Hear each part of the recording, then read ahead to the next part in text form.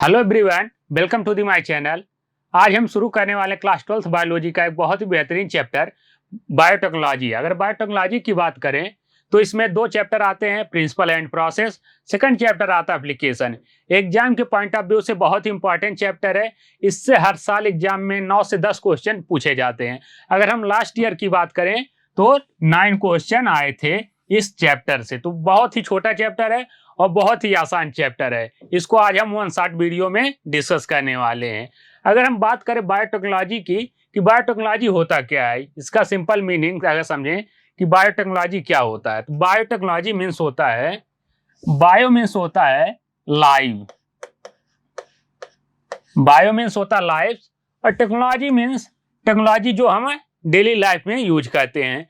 Technology का उपयोग करके किसी ऑर्गेनिज्म में, किसी लाइफ्स में क्या करें, हम कोई बदलाव करें जो किसके यूजफुल के लिए हो, ह्यूमन के यूजफुल के लिए हो, वही क्या कहलाता है बायोटेक्नोलॉजी। बायोटेक्नोलॉजी का मेन मकसद होता है कि किसी भी एनिमल के अंदर कोई डिजायर जीन है, वो अगर ह्यूमन के लिए यूजफुल है तो उस डिजायर जीन को हम निकाल के क्या करेंगे, उसका उपयोग कर लेंगे। वही क्या होता है, बायोटेक्नोलॉजी होती है। बायोटेक्नोलॉजी की बात करें, biotechnology term given by Karl Ereky. Karl Ereky ने क्या किया था, बायोटेक्नोलॉजी टर्म दिया था। इन्होंने पिक के ऊपर एक्सपेरिमेंट कर रहे थे, वहीं से टर्म दिए थे बायोटेक्नोलॉजी। बायोटेक्नोलॉजी का डेफिनेशन क्या होता है, it is use of organism or their component to produce product which are useful to human. यहाँ पे जितने भी प्रोडक्ट हम करेंगे वो किसके यूजफुल के लिए होगा, ह्यूमन के लिए। ह्यूमन जो होता है बहुत ग्रीडी होता है, बहुत लालची होता है। अगर उसको अपने यूजफुल के लिए किसी का भी उपयोग करना हो वो करेगा।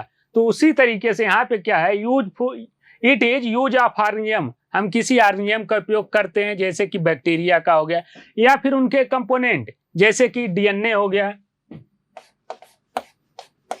डीएनए हो गया, आरएनए हो गया, या फिर प्रोटीन हो गया।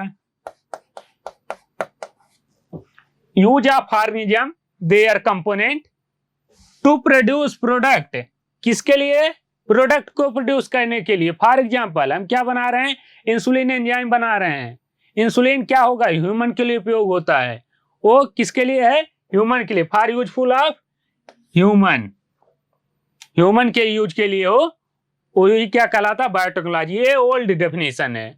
बायोटेक्नोलॉजी की बात करें, बायोटेक्नोलॉजी दो तरह की होती है, ओल्ड बायोटेक्नोलॉजी और मॉडर्न बायोटेक्नोलॉजी या फिर न्यू बायोटेक्नोलॉजी। ओल्ड बायोटेक्नोलॉजी जो होती है इसको ट्रेडिशनल बायोटेक्नोलॉजी भी कहते हैं। ओल्ड बायोटेक्नोलॉजी 1970 के पहले जो थी इसको ओल्ड बायोटेक्नोलॉजी का, इसमें मैक्सिमम जो हमारे घरेलू प्रोडक्ट होते हैं उनका उपयोग होता है। और न्यू बायोटेक्नोलॉजी या मॉडर्न बायोटेक्नोलॉजी आफ्टर 1970 के बाद जो भी बायोटेक्नोलॉजी थी वो न्यू बायोटेक्नोलॉजी या फिर मॉडर्न बायोटेक्नोलॉजी में आती है। ओल्ड बायोटेक्नोलॉजी क्या होती है इसको समझें। ओल्ड बायोटेक्नोलॉजी या फिर ट्रेडिशनल बायोटेक्नोलॉजी, इसमें हम क्या करेंगे कि किसी ऑर्गेनिज्म का उपयोग करके, किसी ऑर्गेनिज्म का उपयोग करके एक प्रोडक्ट बनाएंगे। फॉर एग्जांपल आप सबके घर में क्या बनता है, दही बनता है। दही कैसे बनता है सबको पता है। हम एक दूध लेते हैं, दूध में क्या करते हैं, थोड़ी मात्रा में दही को डालते हैं। उस दही में क्या होता है, लैब बैक्टीरिया होता है। Lab bacteria, lacto acid bacillus bacteria होता है। ये बैक्टीरिया क्या करता है, उस दूध को दही में कन्वर्ट करने का काम करता है। ठीक उसी तरीके से आप लोग ब्रेड बनते हुए देखे होंगे। ब्रेड में क्या होता है, मैदा लेते हैं, मैदे में हम क्या करते हैं, ईस्ट डालते हैं, ब्रेकर ईस्ट। ईस्ट भी क्या होता है, एक तरीके का सेल होता है, एक तरीके का ऑर्गेनिज्म होता है। उसका उपयोग करके हम क्या बना रहे हैं, मैदे से ब्रेड बना रहे हैं। इसी तरीके से जो वाइन बनता है, बियर बनता है, ये सारे चीजों में क्या होता है कि एक बैक्टीरिया का, एक ईस्ट का उपयोग होता है, माइक्रो ऑर्गेनिज्म का उपयोग होता है। Use of natural capability of micro organism, हम किसका उपयोग कर रहे हैं, लैक्टोएसिस बैसिलस बैक्टीरिया के, उसका जो कैपेबिलिटी है दूध से दही बनाने का, उसका उपयोग कर रहे हैं। किसके लिए, टू प्रोड्यूस प्रोडक्ट, एक प्रोडक्ट प्राप्त करने के लिए। हम दूध से क्या बना रहे हैं, दही बना रहे हैं, दूध से चीज बना रहे हैं। ये क्या हो रहा है, एक प्रोडक्ट प्राप्त करने के लिए किसके हम दूध दही का उपयोग किसके लिए करेंगे? ह्यूमन के लिए करेंगे। चीज का उपयोग कौन करेगा? ह्यूमन करेगा। ब्रेड का उपयोग कौन करेगा? ह्यूमन करेगा। तो ये सारी चीजें क्या बहुत पुराने जमाने से, एशियंट जमाने से क्या चल रही हैं? चली आ रही हैं। इसीलिए इसको ओल्ड बायोटेक्नोलॉजी कहते हैं। For example, curd making by lactobacillus, wine, beer, bread production by saccharomyces cerevisiae, या फिर ब्रेवर यीस्ट इसको नाम दिया जाता है। तो ये सिंपल डेफिनेशन है कि माइक्रो ऑर्गेनिज्म का उपयोग करके हम कोई ऐसा प्रोडक्ट बना रहे हैं जो कि ह्यूमन के यूजफुल के लिए हो, वही क्या कहलाता है? बायोटेक्नोलॉजी कहलाता है। अब बायो क्या है? Old biotechnology. अब न्यू बायोटेक्नोलॉजी में क्या होता है, या फिर मॉडर्न बायोटेक्नोलॉजी में क्या होता है? हम यहाँ पे ऑर्गेनिज्म का उपयोग कर रहे थे, अब मॉडर्न बायोटेक्नोलॉजी में हम केवल डीएनए का उपयोग करेंगे। हमें फॉर एग्जाम्पल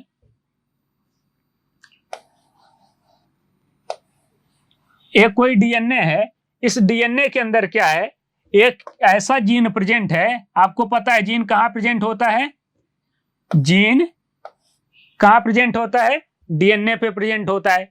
इस डीएनए पे क्या है? कोई ऐसा जीन प्रेजेंट है जो कि क्या करता है? ब्लू आई प्रोड्यूस करता है। इसको कैसे समझेंगे? ऐसे समझें, एक पेरेंट है, ये क्या कह रहे हैं कि मुझे एक ऐसी बेबी चाहिए जिसकी आई ब्लू हो। अब ब्लू आई, यहां पे क्या करेंगे? एक जीन लेंगे, ये क्या है? ब्लू आई प्रोड्यूस करने वाले जीन है।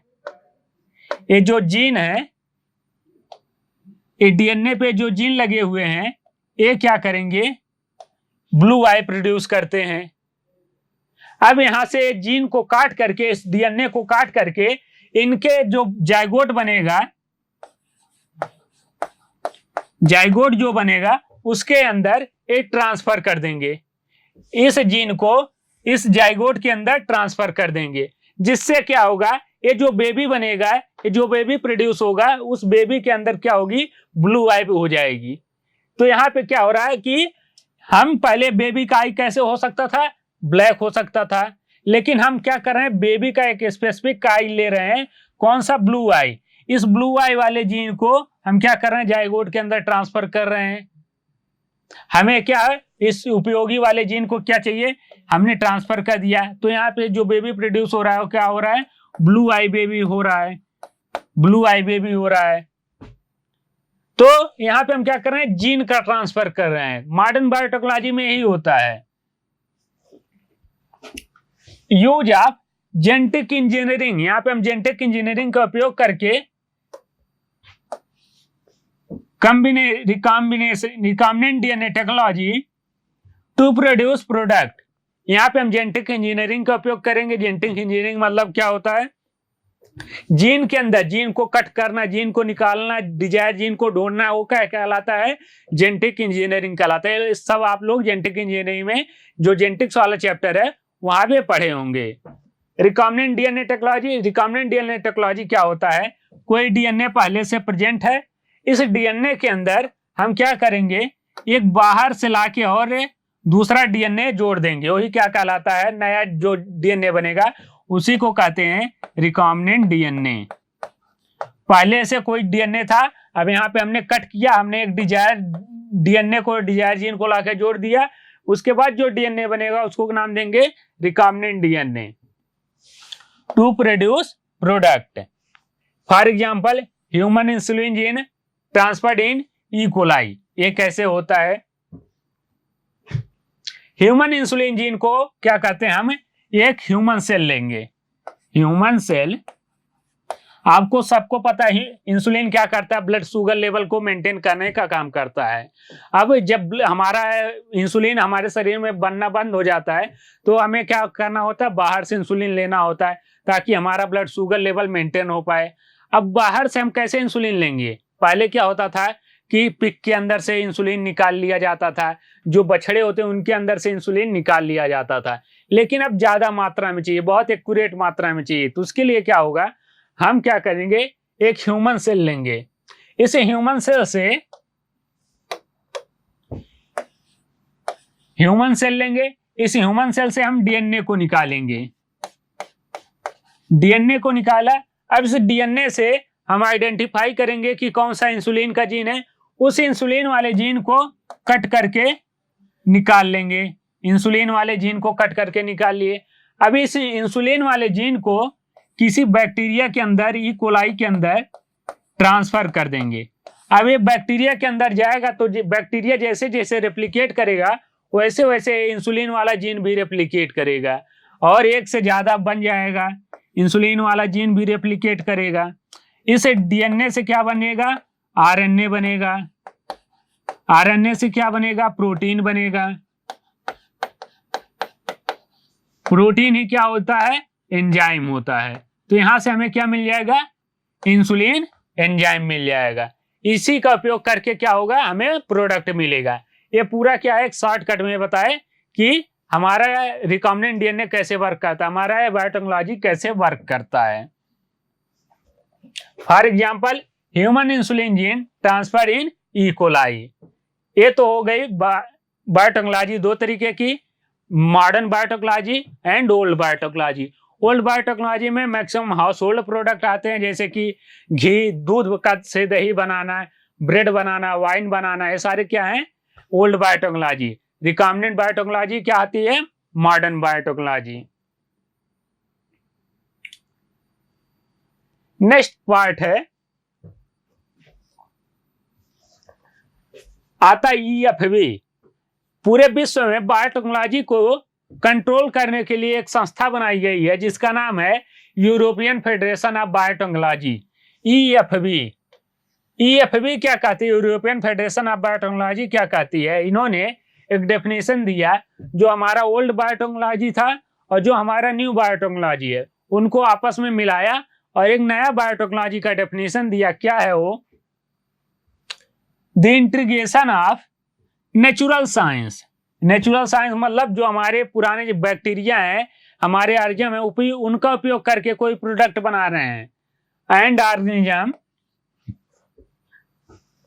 सेल्स, कोई सेल्स का उपयोग करके part there of molecular analogue, या फिर हम किसी मॉलिक्यूलर एनालॉग मतलब डीएनए, मॉलिक्यूलर एनालॉग मींस होता है डीएनए या फिर आरएनए। जब आप एनसीईआरटी पढ़ेंगे तो वहां पे फर्स्ट पेज पे ही ये डेफिनेशन दिया हुआ है ईएफबी का। पहले क्या था? इंट्रोडक्शन वाला पार्ट था हमारा कि बायोटेक्नोलॉजी क्या होती है, बायोटेक्नोलॉजी कितने टाइप की होती है, 2 टाइप की है। उसके नेक्स्ट पैराग्राफ पे दिया हुआ है EFB, European Federation of Biotechnology. European Federation of Biotechnology क्या कहता है? Integration of natural science and organism cells part there of molecular analogues for product and service. किसके लिए? ह्यूमन के लिए कोई प्रोडक्ट बनाए या फिर ह्यूमन के किसी सर्विस के लिए काम हो।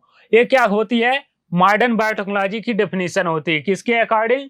यूरोपियन फेडरेशन ऑफ बायोटेक्नोलॉजी के। इसमें 2 पॉइंट आपको याद रखना है। ये डेफिनेशन क्या कहता है?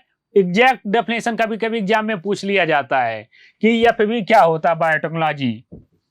ईएफबी कौन से डेफिनेशन दी थी बायोटेक्नोलॉजी की? और European Federation of biotechnology, EFB का फुल फॉर्म भी पूछा जाता कई बार कि ईएफबी का फुल फॉर्म क्या है? European Federation of biotechnology. Given a definition of biotechnology that encompasses both traditional view and modern view of biotechnology. इसके अंदर क्या था? ट्रेडिशनल व्यू भी था और मॉडर्न व्यू भी था। ये तो हो गई ईएफबी की बात। नेक्स्ट पॉइंट आता हमारा कि बायोटेक्नोलॉजी की डिस्कवरी किसने की थी? बायोटेक्नोलॉजी में 2 साइंटिस्ट का नाम बहुत इंपॉर्टेंट है। सबसे पहले आते हैं पॉल बर्ग। पॉल बर्ग को फादर ऑफ जेनेटिक इंजीनियरिंग भी कहा जाता है। इन्होंने क्या किया था? SV40 वायरस को लिया था, उसको इन्होंने SV40 वायरस को लिया। SV40 वायरस के जीन को सबसे पहले ई कोलाई के अंदर ट्रांसफर किए थे। ई कोलाई के अंदर ट्रांसफर किए थे किसकी मदद से? Lambda bacteriophage. आपको पता बैक्टीरियोफेज क्या होता है? जो वायरस बैक्टीरिया के ऊपर अटैक कर देते हैं उनको क्या कहते हैं? बैक्टीरियोफेज। लैम्डा बैक्टीरियोफेज की मदद से इन्होंने क्या किया था? SV40 वायरस को लिया था और उसको किस में ट्रांसफर किए थे? ई कोलाई के अंदर सबसे पहले इन्होंने ट्रांसफर किया था। किसने? पॉल बर्ग ने। इसीलिए इनको फादर ऑफ जेनेटिक इंजीनियरिंग भी कहा जाता है। इसके लिए इनको 1980 में नोबेल प्राइज भी दिया गया था। ये कोई खास पॉइंट नहीं नोबेल प्राइज, लेकिन सबसे पूछा जाता है कि फादर ऑफ जेनेटिक इंजीनियरिंग कौन? पॉल बर्ग।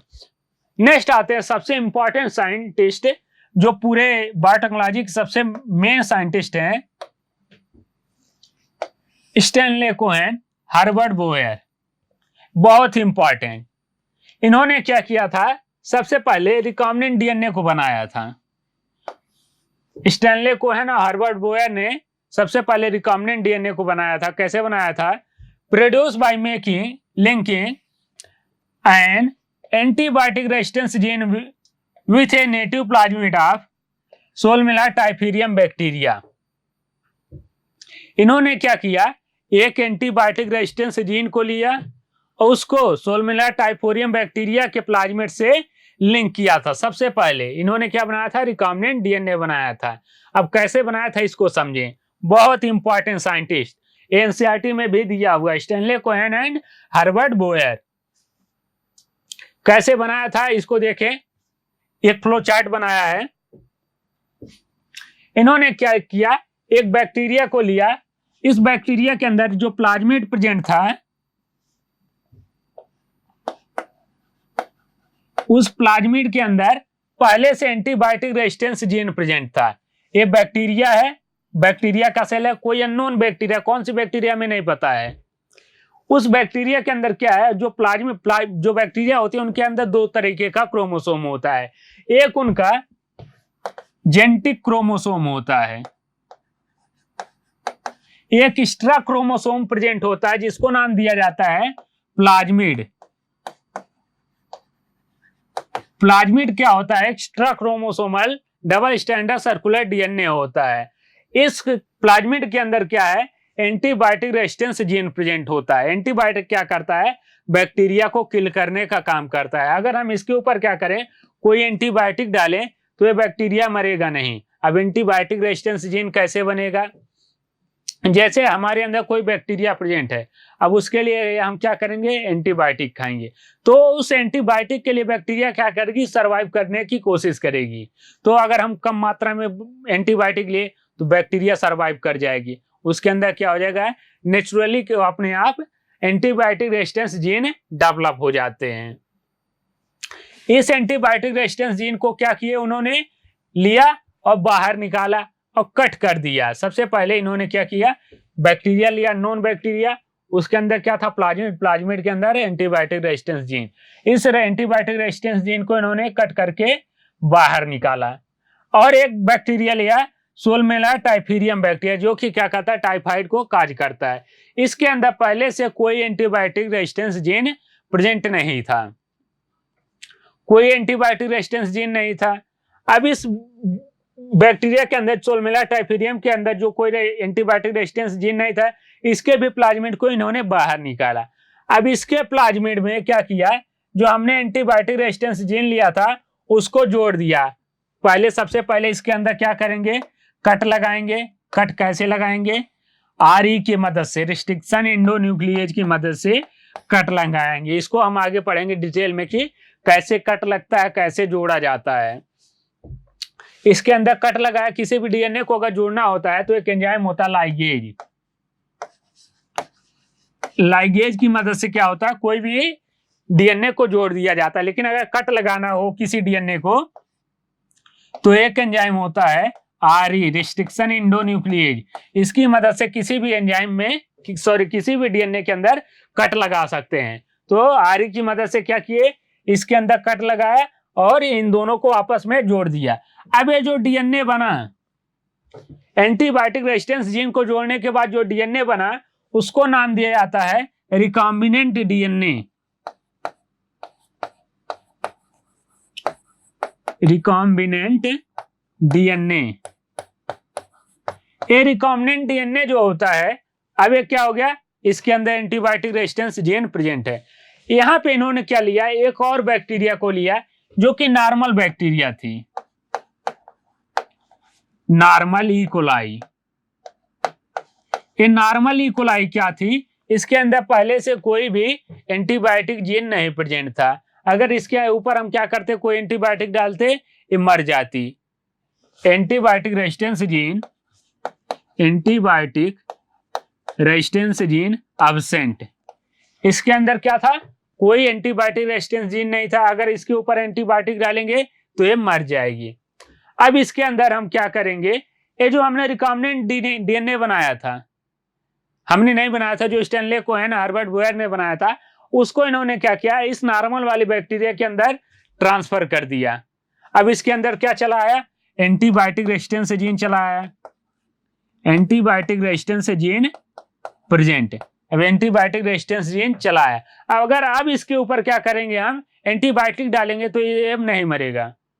पहले क्या होता था, मर जाता था, लेकिन अब नहीं मर रहा है। इसका फिनोटाइप क्या है, हो रहा है, चेंज हो जा रहा है। पहले मर जाता था, अब नहीं मर रहा है। इसके जीनोटाइप भी चेंज हो गया। पहले इसके अंदर एंटीबायोटिक रेजिस्टेंस जीन नहीं था, अब इसके अंदर एंटीबायोटिक रेजिस्टेंस जीन प्रेजेंट है। तो इसको नाम देते हैं genetic modified organism, GMO, genetic modified organism, GMO.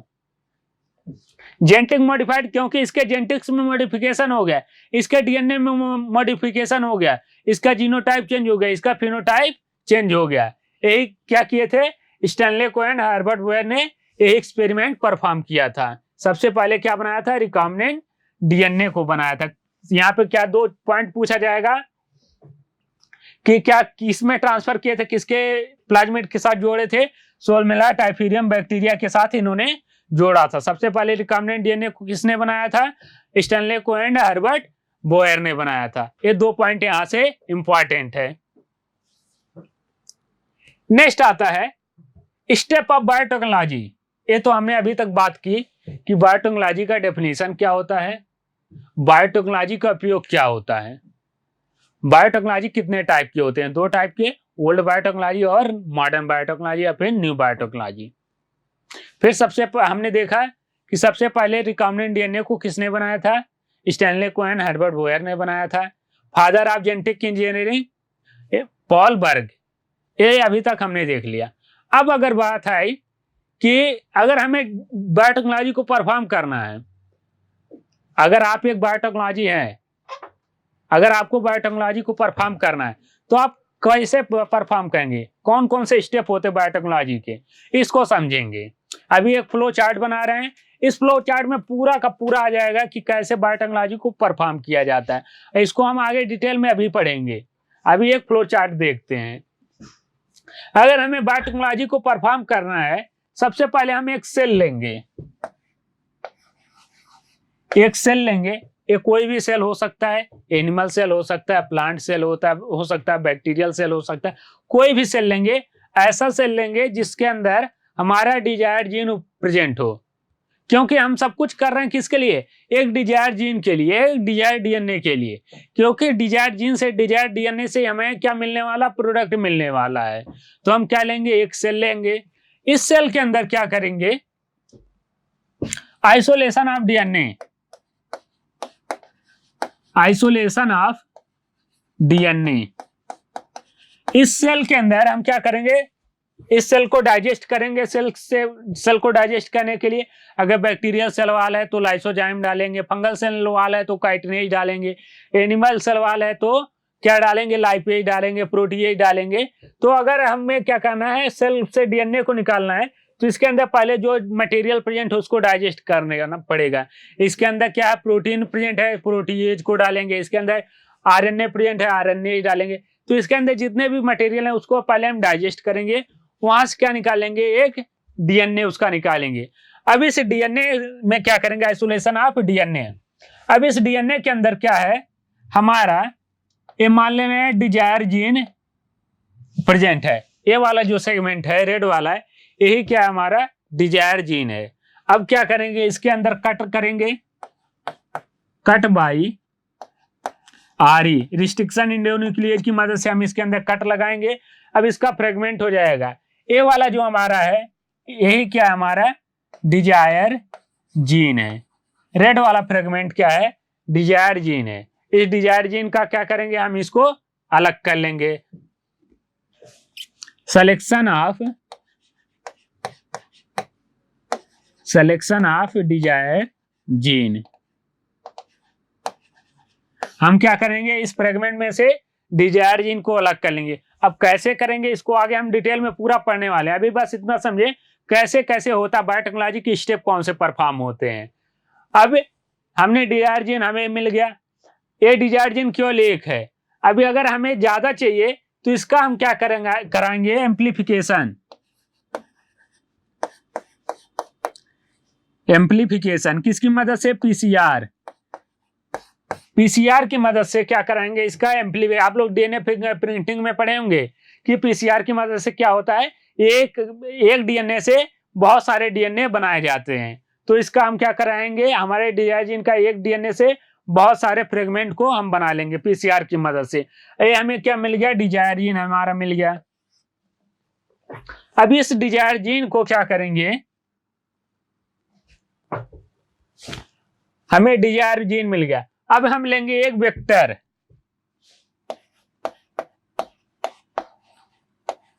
Vector वो होता है जिसके अंदर क्या करते हैं, हम डिजायर जीन को ट्रांसफर करते हैं। क्या होते हैं, जिसके हम मदद से क्या करते हैं, डिजायर जीन को ट्रांसफर करते हैं। इस वेक्टर के अंदर क्या करेंगे, कट लगाएंगे, रिस्ट्रिक्शन इंडियोन्यूक्लिएज कट बाई आरई की मदद से इसके अंदर हम कट लगाएंगे। कट लगाने के बाद ये कुछ इस तरीके से हमें वेक्टर मिलेगा। इस जो हमारा वेक्टर मिला है इसके अंदर हम क्या करेंगे, जो हमारा डिजायर जीन था उस डिजायर जीन को जोड़ देंगे। हमने कट लगाया, कट लगाने के बाद जो हमारा डिजायर जीन है इस वेक्टर के अंदर जोड़ देंगे, इस वेक्टर के अंदर डिजायर जीन को जोड़ देंगे। अब दो पॉसिबिलिटी हो सकती है, या तो जब हम लाइगेज डालेंगे इसके अंदर, हमने क्या लिया, एक बीकर लिया, एक फ्लास्क लिया, उसके टेस्ट ट्यूब लिया। इस टेस्ट ट्यूब के अंदर क्या है, बहुत सारे वेक्टर प्रेजेंट है, बहुत सारे वेक्टर प्रेजेंट है। हमने आरई को डाला, ये क्या हो गया, कट हो गया, इसके अंदर कट लग गया है कुछ इस तरीके से। कट लगने के बाद क्या किए, हमारे दूसरे बीकर में क्या, दूसरे टेस्ट ट्यूब में क्या है, बहुत सारे डिजायर जीन प्रेजेंट है। इस डिजायर जीन को हमने क्या किया, इसके अंदर डाल दिया। समझ में आ रहा है, इसके अंदर हमने डिजायर जीन को डाल दिया। अब इसको अगर हमें जोड़ना है दोनों को आपस में, हम क्या करेंगे, एक एंजाइम डालेंगे, लाइगेज। ये लाइगेज एंजाइम क्या करता है, डीएनए के फ्रेगमेंट को, ये कोई डीएनए का फ्रेगमेंट है, इसको आपस में जोड़ने का काम करता है।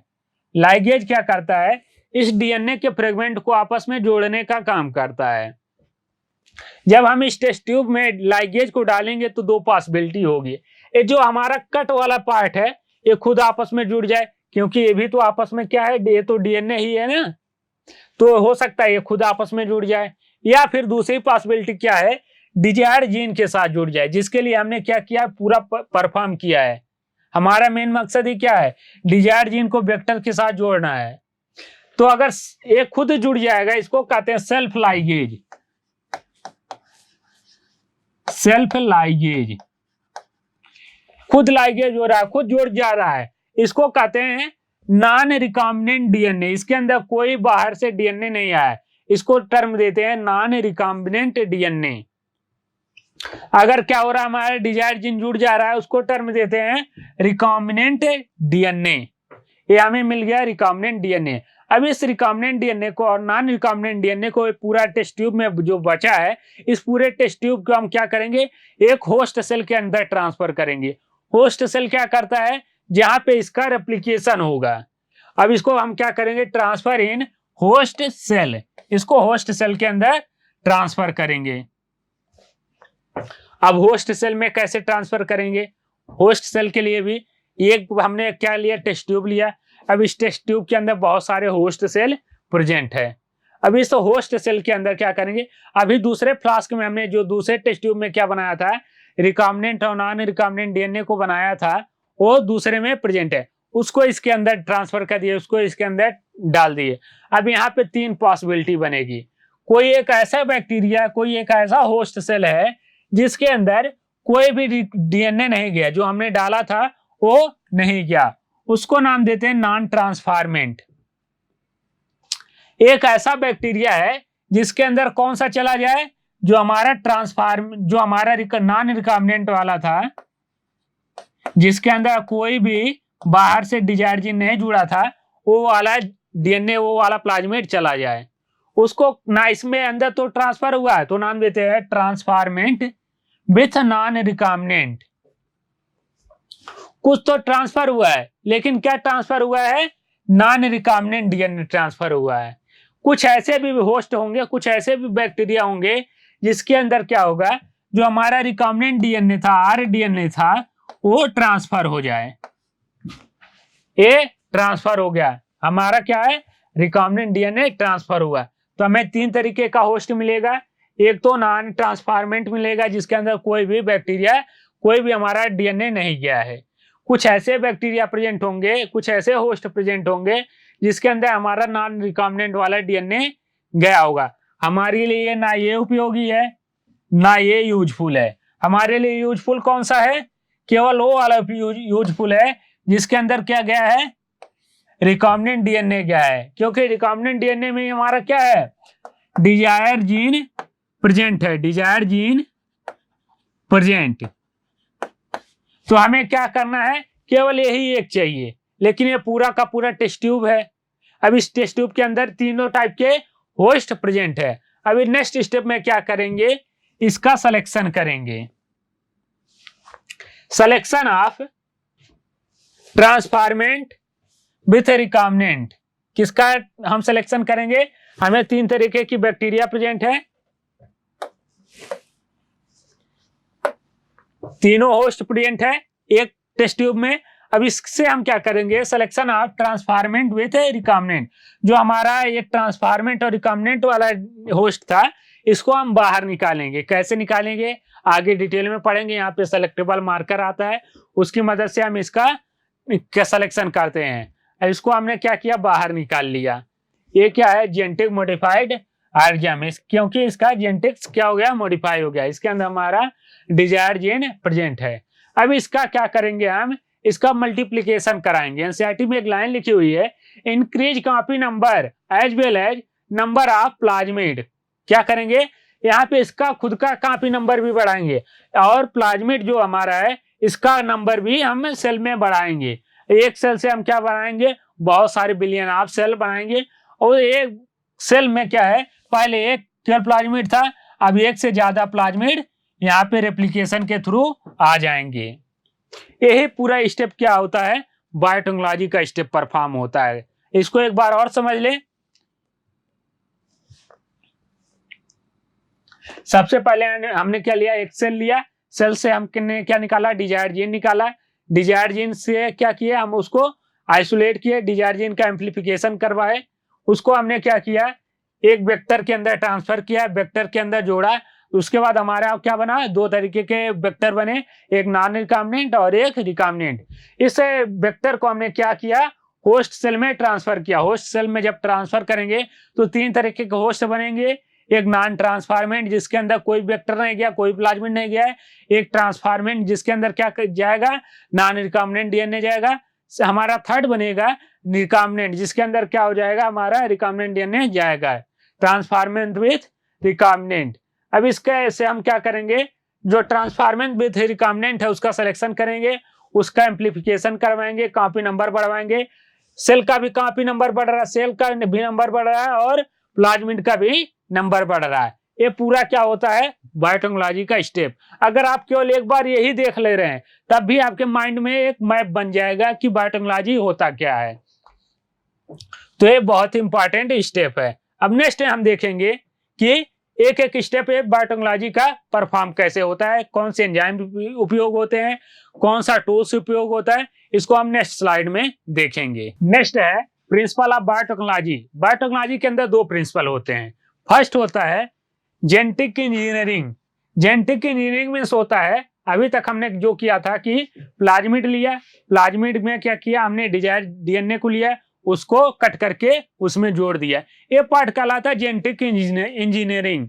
अब नेक्स्ट आता है, इसमें क्या होता है, to produce GMO genetic modified organism. हमने क्या लिया था, सबसे पहले डिजायर जीन को लिया, उस डिजायर जीन को किसमें क्या किया, प्लाज्मिड के अंदर जोड़ा, प्लाज्मिड के अंदर ट्रांसफर किया।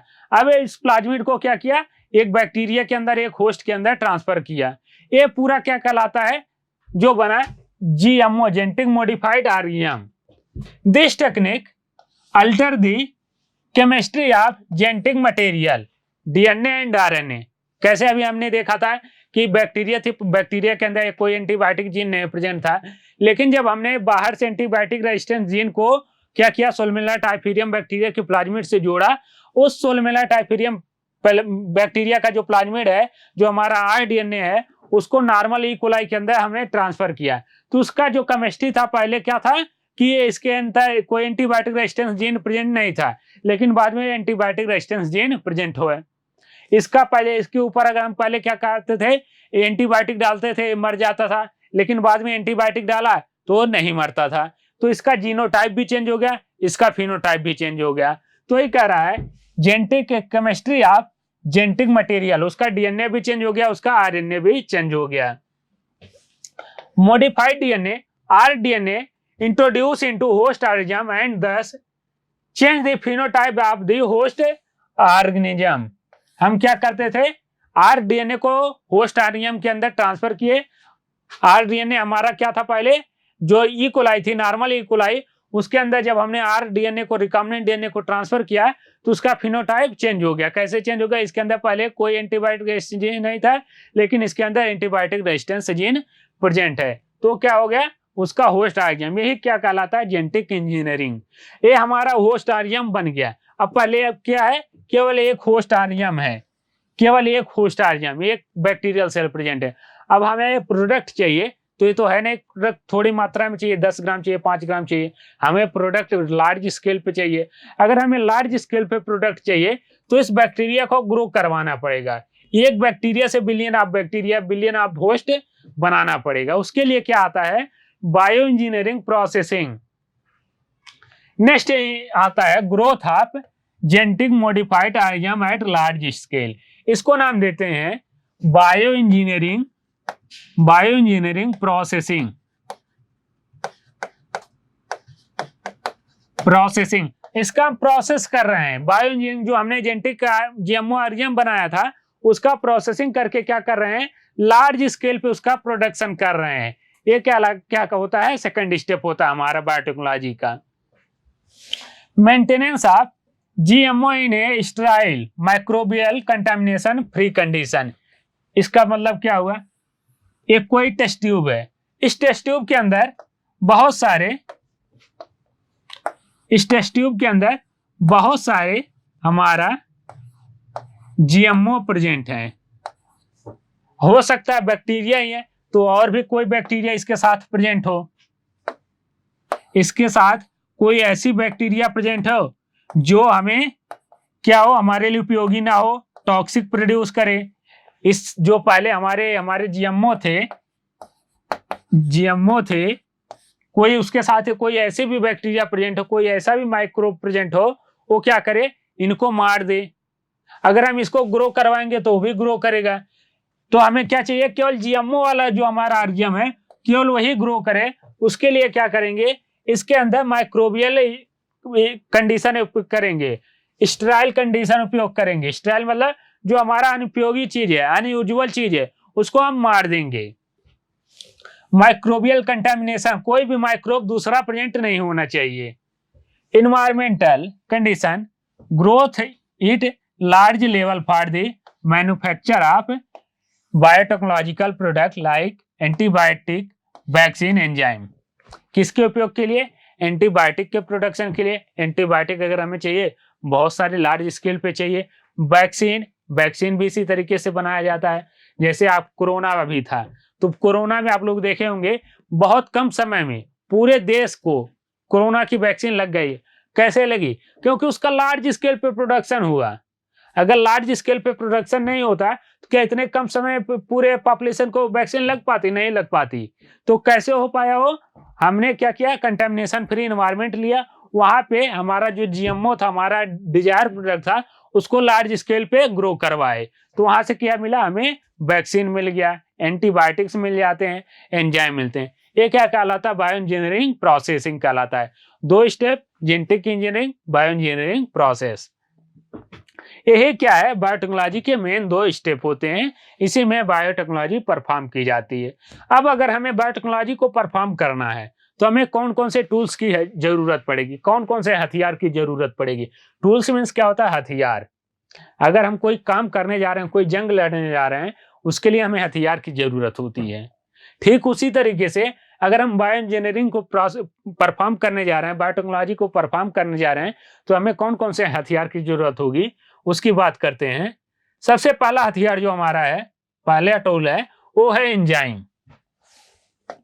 एंजाइम। सेकंड हमें जरूरत लगेगी वेक्टर या फिर वेहिकल डीएनए। वेहिकल डीएनए को टैक्सी भी कहते हैं। इसी में क्या होता है? बैठ के जो हमारा डिजायर जीन है वो जाता है। नेक्स्ट होता है होस्ट सेल। यहाँ पे 4 चीजें हैं। कौन कौन से? एंजाइम है, यहाँ पे 2 चीजें समझें। कोई है जो जाना चाहता है,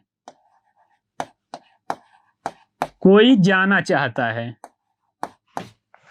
कोई है जो ले जाना चाहता है। कोई जाना चाहता है, कोई ले जाना चाहता है, कोई बुला रहा है, कोई उस प्रोसेस को मेडिएट कर रहा है। हमारा एक डिजायर जीन है जो जिसको जाना है, जो जाना चाहता है। उसको ले कौन जाएगा? जो वेक्टर है, वेहिकल डीएनए है, वो ले जाएगा। कोई कौन बुला रहा है? किस में जाना है? होस्ट सेल में जाना है। और उसको इस पूरे प्रोसेस को मेडिएट कौन करेगा? हमारा एंजाइम करेगा। यही पूरा प्रोसेस क्या होता है? हमारा डीएनए जो बायोटेक्नोलॉजी है, यही चारों टूल को मिलाकर बायोटेक्नोलॉजी परफॉर्म की जाती है। इन्हीं चारों टूल्स की मदद से अगर ये चारों में से कोई भी एक टूल नहीं होगा तो हमारा बायोटेक्नोलॉजी नहीं परफॉर्म होगी। एनसीईआरटी आप देखेंगे इन चारों के बारे में पूरे डिटेल में दिया हुआ है। हमें जो पूरे चैप्टर में पढ़ना है, इसी चारों चीज को पढ़ना है। अब एंजाइम की बात करें, एंजाइम में कौन कौन से एंजाइम लगते हैं? Lytic enzyme. लाइटिक एंजाइम वो होते हैं जो सेल वॉल को डाइजेस्ट करने का काम करते हैं। जो सेल होता है उसको डाइजेस्ट करने का काम करते हैं, उनको नाम दिया जाता है लाइटिक एंजाइम। कौन कौन से लाइटिक एंजाइम होते हैं आगे हम पढ़ेंगे। नेक्स्ट एंजाइम जो होता है क्लीविंग एंजाइम या फिर रिस्ट्रिक्शन एंजाइम। क्लीविंग एंजाइम क्या करता है? कट करने का काम करता है। डीएनए के अंदर कट करने का काम करेगा। डीएनए के अंदर कट करेगा तभी हमें डिजायर जीन मिलेगा, डिजायर डीएनए मिलेगा। नेक्स्ट आता है लाइगेज एंजाइम। लाइगेज एंजाइम क्या करता है? हमने क्या किया? एक डीएनए लिया, इस डीएनए को कट करके हमने एक डिजायर जीन निकाल लिया। अब इस डिजायर जीन को हमें जोड़ना है तो क्या लगेगा? लाइगेज। लाइगेज क्या करता है? 2 डीएनए को जोड़ने का काम करता है। नेक्स्ट एंजाइम आता है ज्वाइनिंग एंजाइम, लाइगेज। ये सारे जो है एक एक क्वेश्चन है 4-4 नंबर के। कई बार एग्जाम में पूछे, बहुत आसान क्वेश्चन, लेकिन एग्जाम में क्या हो जाता है? भूल जाता है। कौन सा रिस्ट्रिक्शन एंजाइम क्या काम करता है, लाइगेज क्या काम करता है। जब एक साथ आते हैं एग्जाम में ना तो बहुत ये कठिन हो जाते हैं, तो ये इसको हम बहुत आसानी से पढ़ने वाले हैं। ज्वाइनिंग एंजाइम कौन सा? लाइगेज। Synthesising enzyme polymerase. ये सब क्या है? एंजाइम है। एंजाइम का उपयोग करेंगे। अब लाइटिंग एंजाइम कौन से? अगर हमें सेल वॉल को डाइजेस्ट करना है, बैक्टीरियल सेल वॉल को डाइजेस्ट करना है, उसके लिए हमें यूज करेंगे लाइसोजाइम। लाइसोजाइम क्या करता है? बैक्टीरियल सेल वॉल को डाइजेस्ट करने का काम करता है।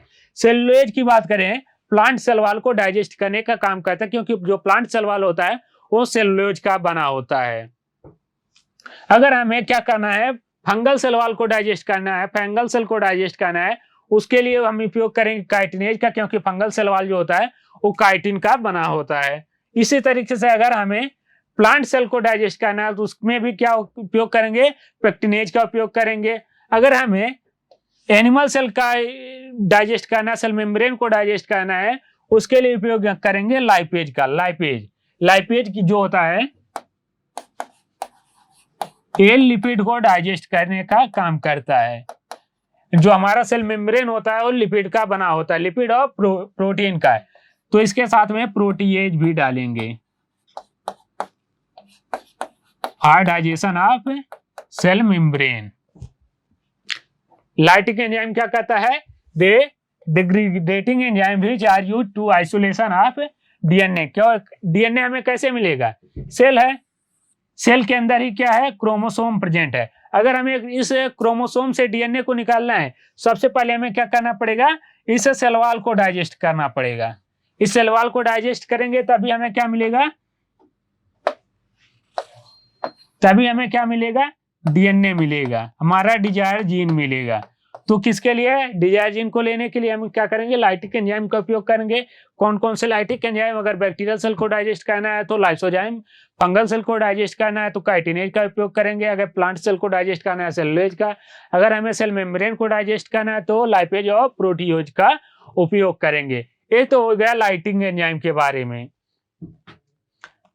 नेक्स्ट आता है क्लीविंग एंजाइम।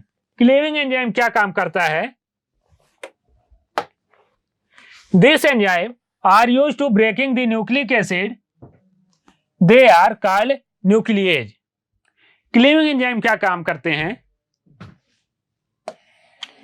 कोई डीएनए है, डीएनए के अंदर से क्या करना है? इसको यहां पे हमारा डिजायर जीन प्रेजेंट है, यहां पे इस पॉइंट पे हमारा डिजायर जीन प्रेजेंट है। अगर इस डिजायर जीन को कट करके निकालना है तो हमें क्या करना पड़ेगा? इसके जो न्यूक्लिक एसिड है यहाँ पे, उसके बॉन्ड को तोड़ना पड़ेगा, यहां से कट करके इसको निकालना पड़ेगा। तो इसको निकालने के लिए जो एंजाइम उपयोग होता है उसको कहते हैं क्लीविंग एंजाइम। क्लीविंग एंजाइम दो तरीके के होते हैं, एक्सोन्यूक्लिएज और इंडोन्यूक्लिएज। एक्सोन्यूक्लिएज क्या काम करता है? एक्सोन्यूक्लिएज जैसे यहाँ पे कोई डीएनए का सेगमेंट है, ये 5 प्राइम हो गया, sorry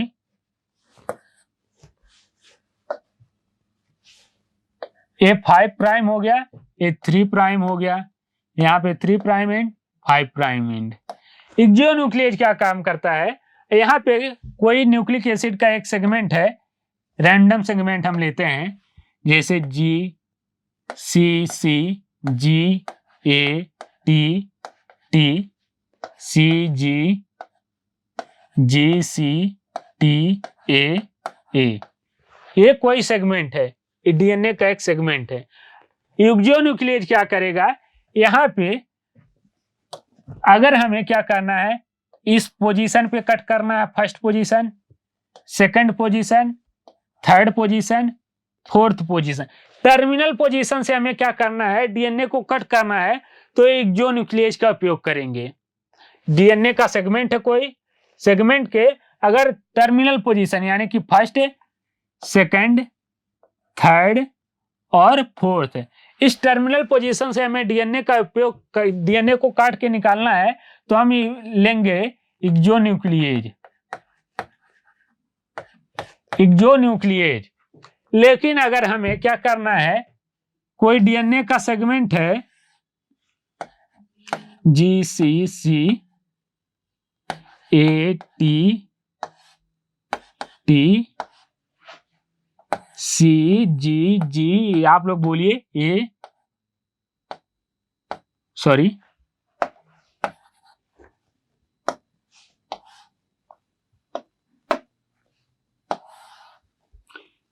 ji C G G T A A, ये कोई डीएनए का सेगमेंट है। यहाँ पे हो गया 5 प्राइम एंड, यहाँ पे 3 prime and, 3 prime and, 5 prime and, DNA का सेगमेंट है। अब हमें क्या करना है, इस डीएनए के सेगमेंट में अगर हमें बाहर से उपयोग करना, टर्मिनल पोजीशन पे काटना है तो हम क्या करेंगे? एक्सोन्यूक्लिएज का उपयोग करेंगे, first position, second position, third और फोर्थ। लेकिन इसके अलावा, इन 4 पोजीशन के अलावा अगर हमें कहीं और उपयोग डीएनए को कट करना है, इस 4 पोजीशन के अलावा डीएनए को अगर हमें कहीं और कट करना है, इस पोजीशन पे, इस पोजीशन पे, इस पोजीशन पे, यहाँ पे, यहाँ पे, यहाँ पे, इन टर्मिनल पोजीशन के अलावा डीएनए को कहीं से भी कट करना है तो हम किसका उपयोग करेंगे? इंडोन्यूक्लिएज का उपयोग करेंगे। इंडोन्यूक्लिएज क्या करता है? डीएनए को कट करता है within the fragment of DNA. यहाँ पे एनसीईआरटी में एक लाइन लिखी हुई है, endonuclease cut the DNA within the DNA segment. आप लोगों को क्या लगता है कि विद इन मतलब मिडिल ऑफ, बीच में से नहीं कट करता है, टर्मिनल पोजीशन के अलावा वो कहीं से भी कट करेगा, टर्मिनल पोजीशन को छोड़ के कहीं से भी इंडोन्यूक्लियेज कट करेगा। ये हो गया हमारा न्यूक्लिक क्लीविंग एंजाइम, दो तरीके के, एक्सोन्यूक्लियेज और इंडोन्यूक्लियेज। एक्सोन्यूक्लियेज क्या करता है, remove nucleic acid nucleotide from the end of the DNA, and मतलब टर्मिनल पोजीशन के। और इंडोन्यूक्लियेज क्या करता है, cut specific position with in the DNA, DNA के अंदर अगर हमें कट करना है तो उसका उपयोग करेंगे, इंडोन्यूक्लियेज का उपयोग करेंगे। नेक्स्ट आता है रिस्ट्रिक्शन इंडोन्यूक्लियेज। एक्सोन्यूक्लियेज के बारे में हमने देखा क्या कहता है, टर्मिनल पोजीशन से कट करता है। इंडोन्यूक्लियेज क्या कहता है, विद इन में, अंदर से कट करता है। अब इसी को हमको डिटेल में पढ़ना है। इसका एक टाइप होता है रिस्ट्रिक्शन इंडोन्यूक्लियेज, इसको नाम दिया जाता है मॉलिक्यूलर सीजर। मॉलिक्यूलर सीजर से ही क्या होता है, डीएनए के अंदर सेगमेंट हम अपना डिजायर जीन को निकाल पाते हैं। सबसे इंपॉर्टेंट एंजाइम पूरे बायोटेक्नोलॉजी का अगर कहते हैं तो सबसे इंपॉर्टेंट, अगर ये मॉलिक्यूलर सीजर नहीं होता तो हम बायोटेक्नोलॉजी को परफॉर्म ही नहीं कर पाते हैं। ये क्या काम करता है, restriction endonuclease cut the phosphodiester bond sugar phosphate sugar backbone of the both end of DNA. ये क्या काम करता है, जैसे कि ये कोई डीएनए का सेगमेंट है,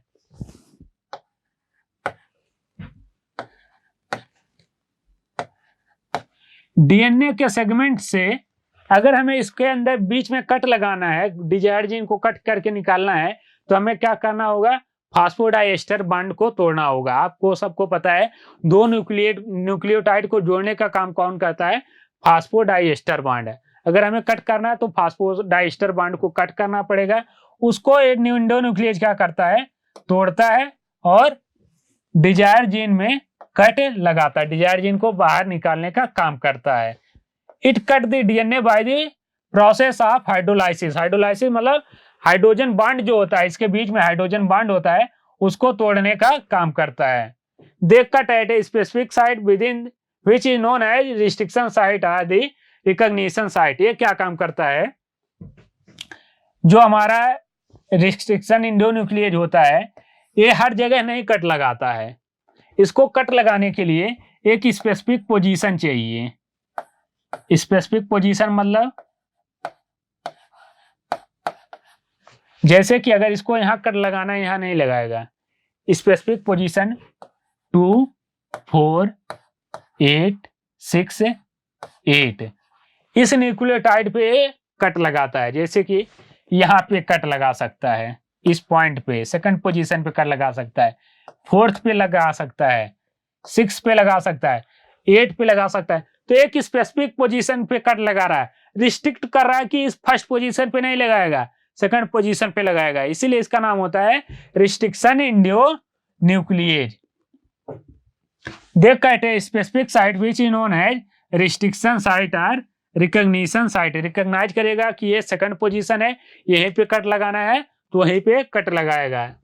restriction site have 4, 6, 8 base pair which is palindromic nucleotide sequence. कहां पे करता है, पैलिंड्रोमिक सीक्वेंस पे कट लगाता है। पैलिंड्रोमिक सीक्वेंस क्या होता है, एक ऐसा सीक्वेंस जिसको अगर हम लेफ्ट से राइट पढ़े या फिर राइट से लेफ्ट पढ़े तो दोनों तरफ से सेम आता है। जैसे फॉर एग्जांपल मलयालम, मलयालम को इधर से पढ़िए, क्या है, यम ए यल ए वाई ए यल ए यम, मलयालम। हम इधर से पढ़ रहे हैं, राइट से लेफ्ट की तरफ पढ़े, यम ए यल ए वाई ए यल ए यम, लेफ्ट से राइट या फिर राइट से लेफ्ट, तो दोनों तरफ से क्या है, सेम है। इसी तरीके से मैडम,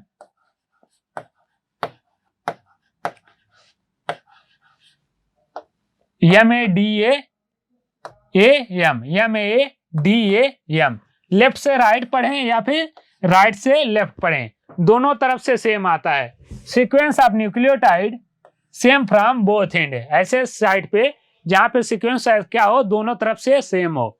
फॉर एग्जांपल यहाँ पे एक सीक्वेंस मैंने लिखा है घटाक GAATTC, 5 prime and 3 prime and 3 prime and 5 prime and, यहाँ पे सीक्वेंस है GAATTC। इधर से हम पढ़ रहे हैं GAATTC, तो दोनों तरफ से सेम है। यही क्या होता है पैलिंड्रोमिक सीक्वेंस। अगर रिस्ट्रिक्शन एंडोन्यूक्लियेज कट करेगा तो इसी सीक्वेंस पे ही कट करेगा। इसी तरीके से एक और है GGAATCC, ये लेफ्ट से राइट, अगर हम राइट से लेफ्ट करें तो यहाँ पे हो जाएगा GGATCC। आप दोनों तरफ से पढ़े, इधर से क्या है GGATCC, इधर से क्या है GGATTC। ये क्या कहलाता है पैलिंड्रोमिक सीक्वेंस कहलाता है। जो हमारा रिस्ट्रिक्शन एंडोन्यूक्लियेज है यही पे कट करता है। अब बात आती है कैसे कट करता है। Firstly each restriction endonuclease function by inspecting the length of DNA sequence. पहले क्या करेगा, ये DNA सीक्वेंस है। अब इस DNA सीक्वेंस के अंदर क्या होगा, जब हम रिस्ट्रिक्शन एंडोन्यूक्लियेज को डालेंगे, ये क्या है रिस्ट्रिक्शन एंडोन्यूक्लियेज है, ये पहले पूरा DNA सीक्वेंस को क्या करेगा, पढ़ेगा, रिकॉग्नाइज करेगा कि कहाँ पे क्या है, उसको रिकॉग्नाइज करेगा।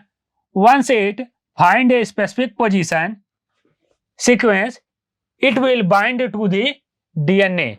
ये पूरा पढ़ रहा है। अब आगे इसको क्या हुआ,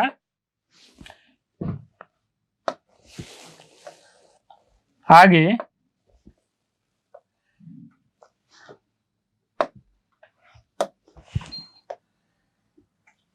यहां पे मान ले रहे हैं कोई सीक्वेंस मिल गया जो क्या है, जहां से कट लगा सकता है। आगे बढ़ता गया रिस्ट्रिक्शन एंडोन्यूक्लियेज, यहां पे एक सीक्वेंस मिला GGAAGG, कोई सीक्वेंस है GGAAGG।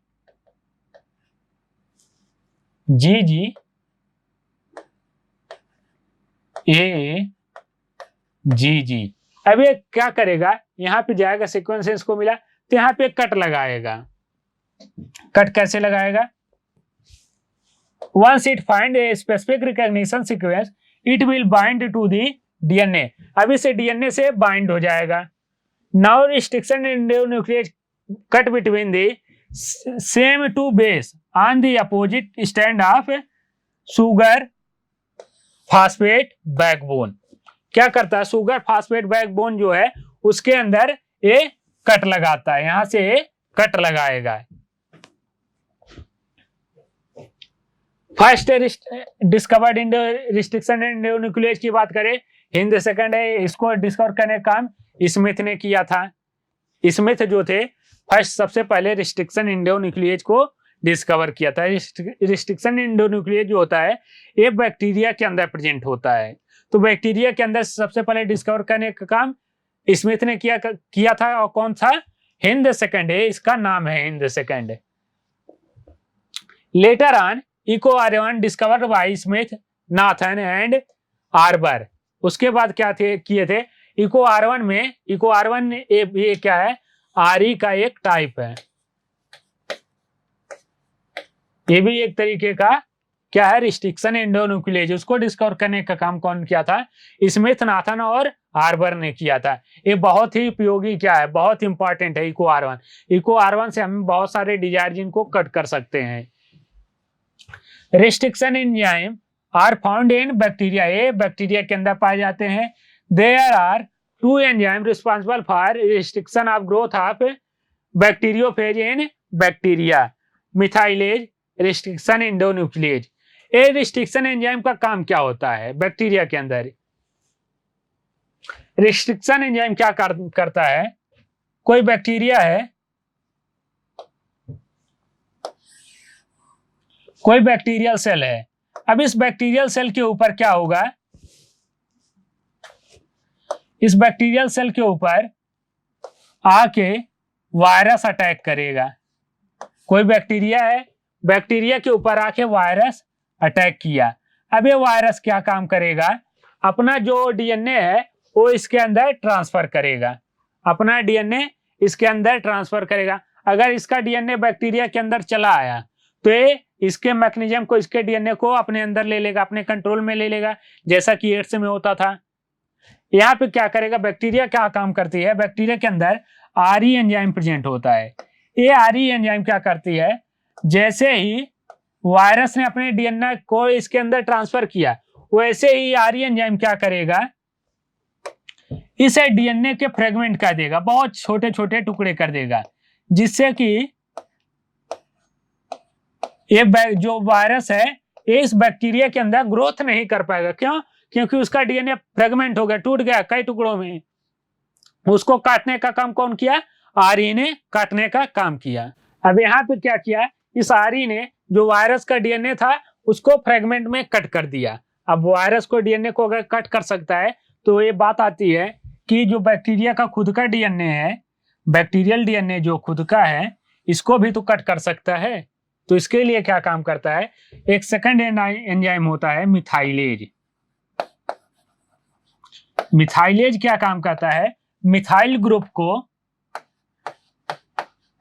बैक्टीरियल डीएनए के साथ जोड़ देता है, जिससे क्या होता है, रिस्ट्रिक्शन एंडोन्यूक्लियेज इसके ऊपर अपना काम नहीं कर पाता, इसको नहीं कट कर पाता। तो यहाँ पे दो एंजाइम मिथाइलेज, मिथाइलेज क्या काम करता है, मिथाइल ग्रुप को जोड़ता है बैक्टीरियल डीएनए के ऊपर, और रिस्ट्रिक्शन एंडोन्यूक्लियेज क्या काम करता है, एक कट करने का काम करता है, किसको, वायरस के डीएनए को। नेक्स्ट पॉइंट आता है रिस्ट्रिक्शन एंडोन्यूक्लियेज ऑब्टेन फ्रॉम बैक्टीरिया, कि यहां से ऑब्टेन होता है, बैक्टीरिया के अंदर से ऑब्टेन होता है, क्योंकि ये बैक्टीरिया के अंदर ही प्रेजेंट होता है, एक डिफेंस मैकेनिज्म की तरह काम करता है। Restriction endonuclease part of defence system of bacteria, bacteria के डिफेंस सिस्टम को किससे डिफेंड करता है, वायरस से डिफेंड करता है। It provide defence against virus, virus के अगेंस्ट डिफेंस प्रोवाइड करता है। Restriction in endonuclease never cut its own bacterial DNA because of restriction site modified by methylation। अभी हमने बताया मिथाइलेशन कर दिया जाता है, जो अपना डीएनए होता है उसके ऊपर क्या कर देता है, मिथाइलेज ग्रुप को जोड़ देता है। It never synthesise in eukaryote, important point, जो रिस्ट्रिक्शन एंडोन्यूक्लियेज होता है वो कभी भी यूकैरियोटिक सेल में सिंथेसाइज नहीं होता, केवल प्रोकैरियोटिक उसमें भी बैक्टीरिया के अंदर ही सिंथेसाइज होता है। Till today more than 900 important point NCERT, till today more than 900 restriction endonuclease that have been isolated from over 230 strain of bacteria. क्या 230 बैक्टीरिया के अंदर से लगभग 900 से ज्यादा ही हो गए हैं। मोर देन, एनसीईआरटी में लिखा हुआ है, एनसीईआरटी की जो लाइन है एग्जैक्ट यही लाइन है, टिल टुडे मोर देन 900, अगर 1800 2000 भी है तो क्या है, 900 से ही ज्यादा है। 900 restriction endonuclease enzyme has been isolated from 230 strain of bacteria, 230 bacteria के अंदर से, एक बैक्टीरिया के अंदर different type of restriction endonuclease हो सकते हैं, एक से ज्यादा भी हो सकते हैं। तो 230 बैक्टीरिया के अंदर से कितने, मोर देन 900 रिस्ट्रिक्शन एंडोन्यूक्लियेज को आइसोलेट किया जा चुका है। नेक्स्ट पॉइंट आता है कटिंग ऑफ डीएनए। अब डीएनए को कट कैसे किया जाएगा, इसके कट करने के लिए दो तरीके से हम कट कर सकते हैं। फर्स्ट आता है ऑब्लिक कट। ऑब्लिक कट क्या होता है, in this cut restriction cut है a little away from centre of palindromic sequence, it produce sticky end, for example Eco R1। Next आता है straight cut, it in this cut restriction cut at the centre of the palindromic sequence, it produce blunt end, for example Sam first. अब कैसे cut करता है इसको समझें। बात करें ऑब्लिक कट की। ऑब्लिक कट में क्या होता है, यहाँ पे हम सीक्वेंस ले रहे हैं GA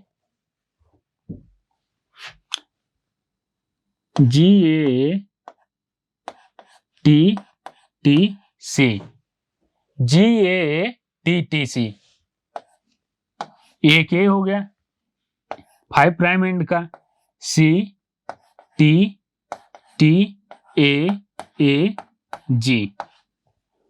5 prime and, 3 prime and, 3 prime and, 5 prime and. ये कोई डीएनए का सेगमेंट है। अब इस डीएनए के सेगमेंट में कट करना होगा, तो यहां पे ऑब्लिक कट में क्या होगा, ऑब्लिक कट में सेंटर से कुछ दूरी पे यहां पे हम कट लगाएंगे, यहां पे कट लगेगा, एक कट यहां पे कट लगेगा। इसके बाद जो सेगमेंट बनेगा वो कुछ इस तरीके का बनेगा। हमने क्या लिया था,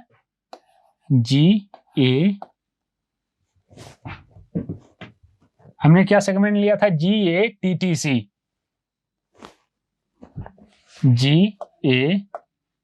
GATTC।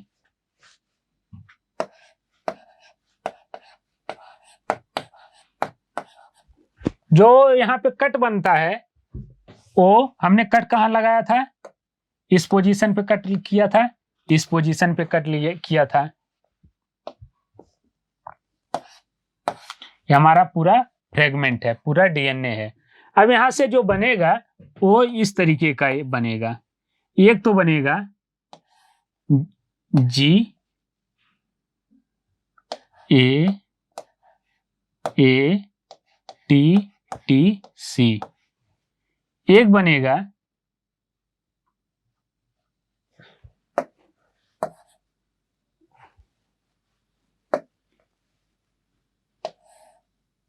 CTTAAG।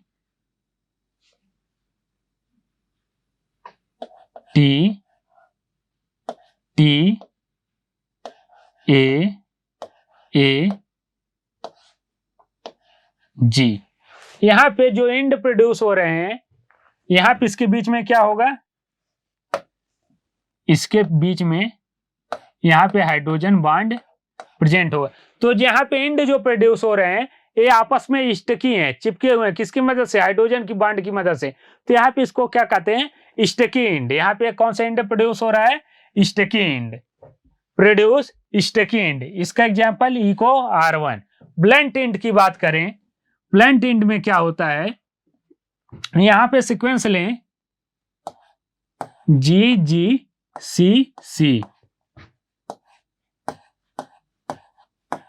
यहां पे जो सीक्वेंस कट करने, यहां पे कट कैसे होता है, एकदम मिडिल में, centre of DNA, centre of segment के अंदर यहां पे कट होगा। कट करने के बाद जो सेगमेंट हमें मिलेगा GGCC,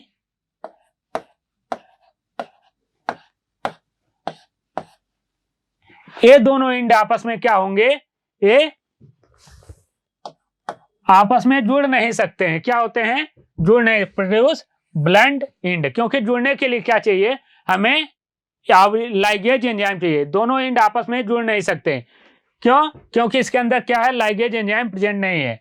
इसका एग्जांपल है सैम फर्स्ट। दो कट, ऑब्लिक कट और स्ट्रेट कट। ऑब्लिक कट में क्या होता है, स्टिकी एंड प्रोड्यूस होता है, और स्ट्रेट कट में क्या होता है, ब्लंट एंड प्रोड्यूस होता है।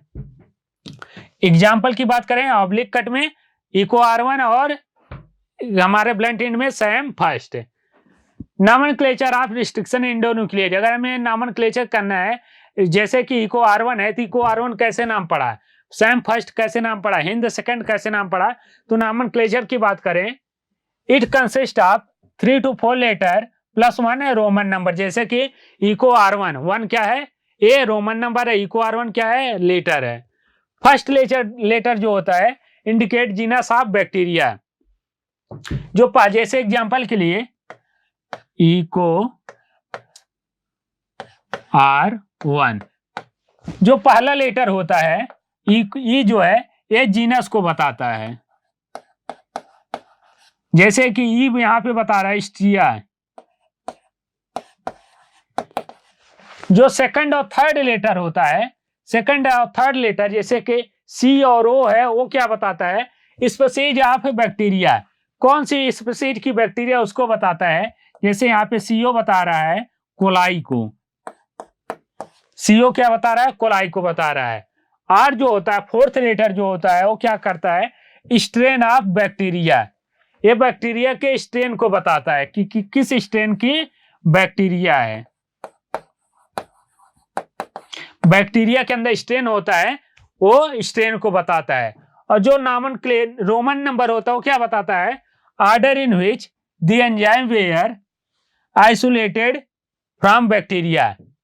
ये क्या है, किस ऑर्डर में आइसोलेट किया गया उसको बताता है फोर्थ लेटर रोमन नंबर। अब यहाँ पे कंफ्यूजन आता है कि first discovered enzyme Hind second है, हिंद सेकंड है, ये फर्स्ट डिस्कवर्ड है, लेकिन इसके नाम में तो सेकंड ऑर्डर ऑफ आइसोलेशन क्या है, सेकंड बता रहा है। अब इसको कैसे समझें, यहाँ पे हमने क्या देखा, जो फर्स्ट लेटर क्या है, ये जीनस को रिप्रेजेंट कर रहा है, जो सेकंड और थर्ड लेटर स्पीशीज को रिप्रेजेंट कर रहा है, फोर्थ लेटर क्या कर रहा है, स्ट्रेन ऑफ बैक्टीरिया को, और जो लास्ट लेटर रोमन नंबर है वो ऑर्डर ऑफ आइसोलेशन को रिप्रेजेंट किस ऑर्डर में आइसोलेट किया गया, क्योंकि एक बैक्टीरिया में एक से ज्यादा रिस्ट्रिक्शन एंडोन्यूक्लियेज प्रेजेंट होते हैं। अब यहाँ पे एक बच्चों को कंफ्यूजन आता है कि जो फर्स्ट डिस्कवर्ड एंडोन्यूक्लियस था वो कौन था, हिंद सेकंड था, हिंद सेकंड था, लेकिन ऑर्डर ऑफ आइसोलेशन क्या है, अलग है। ऑर्डर ऑफ आइसोलेशन और हिंद सेकंड में बच्चे कंफ्यूज होते हैं, इसको यहाँ समझे। फॉर एग्जांपल, आपके घर में आप 3 भाई बहन हैं, आपके पापा के कोई दोस्त हैं जो कि 20 साल बाद वो आपके घर में आए हैं। उन्होंने सबसे पहले, जो आप अपने घर में सबसे छोटे हैं, आपके 3 भाई बहन हैं, सबसे पहले जब उन्होंने 20 साल बाद आपके घर पे आए तो उन्होंने सबसे पहले आपको घर के बाहर देखा, सबसे पहले आपको घर के बाहर देखा तो क्या कहेंगे, वो उन्होंने किसको डिस्कवर किया, आपको डिस्कवर किया। तो इसी तरीके से हिंद सेकंड को डिस्कवर करने का काम सबसे पहले कौन था, जैसे कि हिंद जो बैक्टीरिया है, हिंद रिस्ट्रिक्शन एंडोन्यूक्लियस जिस बैक्टीरिया के अंदर से निकलता है उसके अंदर बहुत सारे रिस्ट्रिक्शन एंडोन्यूक्लियस प्रेजेंट है, फर्स्ट सेकंड थर्ड फोर्थ, ऐसे बहुत सारे रिस्ट्रिक्शन एंडोन्यूक्लियस प्रेजेंट है। लेकिन जो स्मिथ ने डिस्कवर किया सबसे पहले सेकंड वाले को पाया। इसका मतलब ये नहीं होता है कि केवल सेकंड उस घर में था, केवल आप थे, उस घर में 3 लोग थे, लेकिन जो आपके पापा के दोस्त थे वो सबसे पहले किसको डिस्कवर किए, आपको डिस्कवर किए, सबसे छोटे वाले को। ठीक उसी तरीके से हिंद सेकंड को डिस्कवर करने का काम किसने किया था, ए स्मिथ ने किया था। यहाँ पे कंफ्यूजन आता है बच्चों को। नेक्स्ट आता है कि कौन है स्टकी एंड प्रोड्यूस करता है, कौन से बैक्टीरिया, और कौन से ब्लंट एंड प्रोड्यूस करता है। ये एक्स्ट्रा पॉइंट है, इसको अगर आप ध्यान रखेंगे तो इंपॉर्टेंट रहेगा, क्योंकि एग्जाम में कई बार पूछ लिया जाता है कि कौन कौन सा स्टकी एंड प्रोड्यूस करता है और कौन ब्लंट एंड प्रोड्यूस करता है। यहाँ पे 2-3 बहुत इंपॉर्टेंट है, जैसे कि इको आर वन क्या करता है, स्टकी एंड प्रोड्यूस करता है, स्टकी एंड प्रोड्यूस करता है। यहाँ से हिंद सेकंड की बात करें, हिंद सेकंड भी स्टकी एंड प्रोड्यूस करता है। हिंद सेकंड को हम डिटेल में पढ़ेंगे, हिंद सेकंड भी स्टकी एंड प्रोड्यूस करता है। अगर हम बाम H1 की बात करें, बाम H1 भी स्टकी एंड प्रोड्यूस करता है।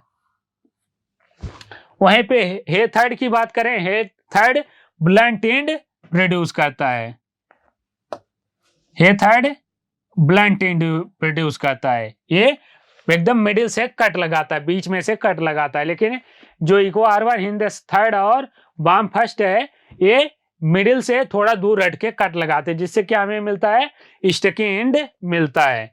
नेक्स्ट आता है सैम फर्स्ट भी क्या करता है, ये हमारा मिडिल से कट लगाता है, जिससे हमें क्या मिलता है, हमें ब्लंट एंड मिलता है। ठीक उसी तरीके से अगर इको R5 की बात करें तो ये भी मिडिल से कट लगाता है, जिससे हमें ब्लंट एंड मिलता है। अगर आप ध्यान रखेंगे तो बहुत इंपॉर्टेंट हो, क्योंकि एग्जाम में कई बार पूछ लिया जाता है। अभी तक हमने क्या क्या पढ़ा, सबसे पहले हमने देखा बायोटेक्नोलॉजी क्या होता है। Biotechnology are 2 type, old biotechnology, new biotechnology या फिर मॉडर्न बायोटेक्नोलॉजी।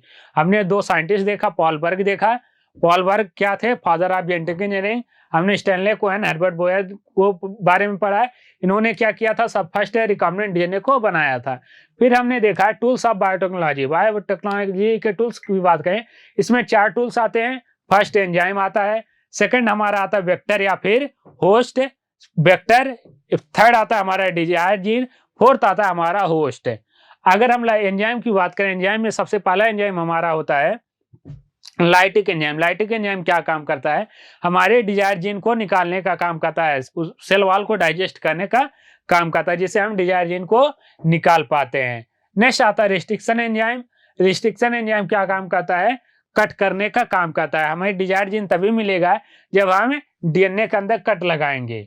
कट लगा के डिजायर जीन को निकालने का काम कौन करता है, रिस्ट्रिक्शन एंजाइम। इसी को मॉलिक्यूलर सीजर भी कहा जाता है। इसी की मदद से हमें रिकॉम्बिनेंट डीएनए को बना पाते हैं।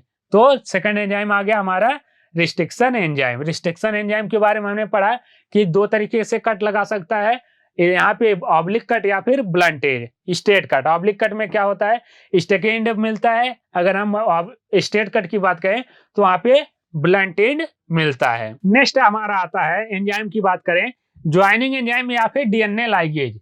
हमने डीएनए को कट किया तो डीएनए को जोड़ना भी पड़ेगा। डीएनए को जोड़ने के लिए जो एंजाइम उपयोग लिया जाता है उसका नाम होता है डीएनए लाइगेज। डीएनए लाइगेज को डिस्कवर करने का काम डॉक्टर हरगोविंद खुराना ने किया था। हरगोविंद खुराना ने क्या किया था, डीएनए लाइगेज को डिस्कवर किया था। इसकी मदद से हम क्या कर सकते हैं, कोई भी डीएनए फ्रेगमेंट है, 2 डीएनए फ्रेगमेंट है, इस डीएनए फ्रेगमेंट को यहाँ पे क्या होगा, OH ग्रुप, यहाँ पे फास्फेट, यहाँ पे फास्फेट, यहाँ पे OH।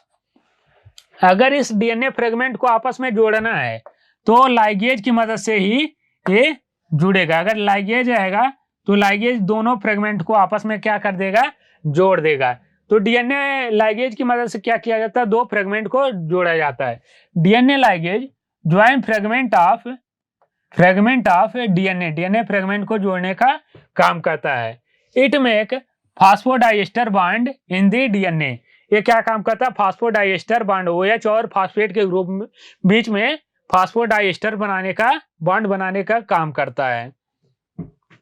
नेक्स्ट एंजाइम जो हमारा आता है ये सिंथेसाइजिंग एंजाइम। सिंथेसाइजिंग एंजाइम क्या काम करता है, डीएनए पॉलीमरेज, सिंथेसाइज पॉलीमरेज, ये क्या काम करता है, सिंथेसाइज डीएनए फ्रॉम डीएनए। ये डीएनए को डीएनए से बनाने का काम करता है। DNA dependent DNA polymerase.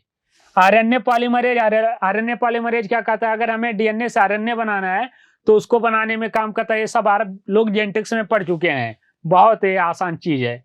अगर हमें डीएनए से डीएनए बनाना है तो डीएनए पॉलीमरेज लेंगे, डीएनए डिपेंडेंट डीएनए पॉलीमरेज।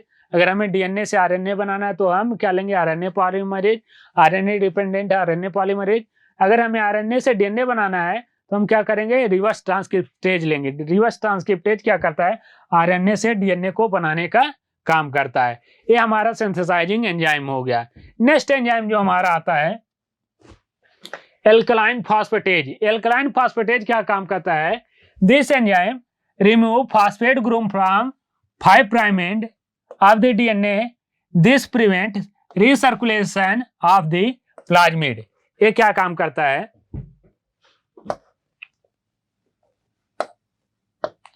जैसे कि यहां पे कोई डीएनए का फ्रेगमेंट है, डीएनए का फ्रेगमेंट है, इस डीएनए के फ्रेगमेंट के अंदर क्या किए, कट लगाए, यहाँ पे डबल स्टैंडर्ड रहेगा।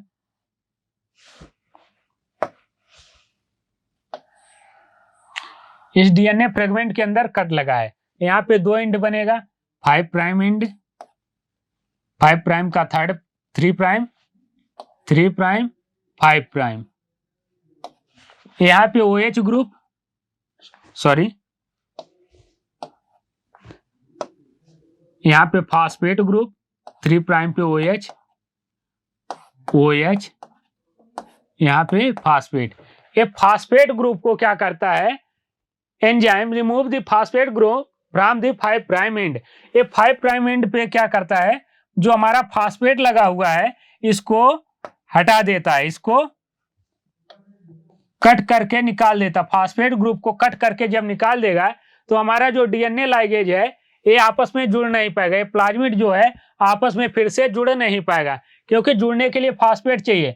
फास्फेट यहाँ पे है ही नहीं, डीएनए यहाँ पे अल्कलाइन फास्फेटेज क्या कर रहा है, फास्फेट को ही निकाल दे रहा है। तो यहाँ पे क्या होगा, ये आपस में फिर से रिसर्कुलेट नहीं हो पाएगा, फिर से जुड़ नहीं पाएगा, जिससे हम क्या कर पाएंगे, जो हमारा डिजायर्ड जीन है इसको आसानी से जोड़ पाएंगे। ये तो हमारी हो गई एंजाइम की बात की। फर्स्ट टूल हमने कंप्लीट कर लिया। फर्स्ट टूल क्या था हमारा, एंजाइम। एंजाइम में कौन कौन से थे, पहला लाइटिक एंजाइम था, सेकंड हमारा रिस्ट्रिक्शन एंजाइम था, थर्ड हमारा था लाइगेज डीएनए को ज्वाइन करने के लिए, फोर्थ हमारा था सिंथेसाइजिंग एंजाइम। सिंथेसाइजिंग एंजाइम में हमने देखा डीएनए पॉलीमरेज, आरएनए पॉलीमरेज और रिवर्स ट्रांसक्रिप्टेज। फिफ्थ हमारा एंजाइम जो था एल्कलाइन फास्फेटेज। एल्कलाइन फास्फेटेज क्या कहता है, 5 प्राइम एंड से फास्फेट ग्रुप को हटाता है, जिससे क्या होता है रिसर्कुलेट, फिर से ये आपस में जुड़ नहीं पाते। ये हो गया हमारा एंजाइम पूरा खत्म। अब नेक्स्ट टूल जो हमारा है वो है हमारा वेक्टर। नेक्स्ट स्लाइड में हम पढ़ेंगे वेक्टर के बारे में।